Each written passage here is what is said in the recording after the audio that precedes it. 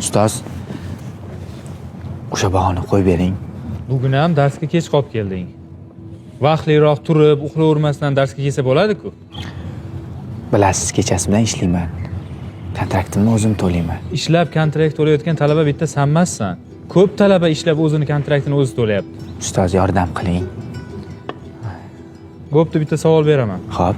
Jahon adabiyotidan Albert Camus'ning Begona asarida Merso nimaga sud qilinadi? Ustoz, O'qimagansan. Qanday baho qo'yishim mumkin? Bilmaysan. o'sha kredit to'lamay, oyma mazasi yo'q. Meni mushugimning mazasi yo'q, uka.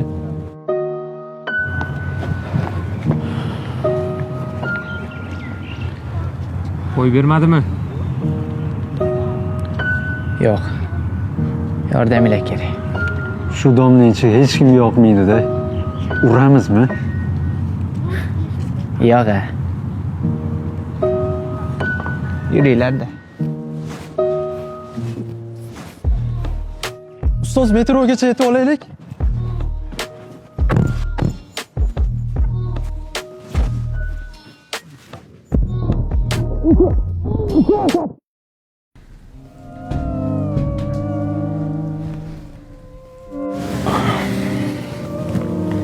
Necha soat bo'ldi? 18 soat.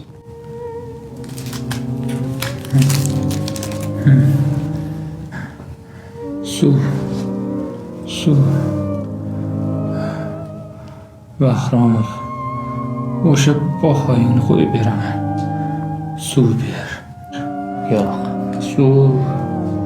Olib keldim. Mana bu kitob. O'qib aytib berasiz. Keyin suv beraman. Bu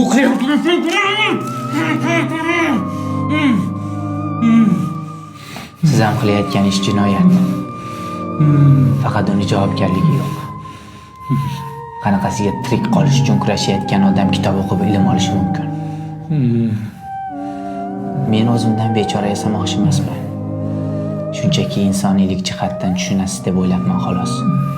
O'sha pulni kreditga emas, onamni dori-darmonlar uchun ishlatishimni. O'zingiz yaxshi bilasiz.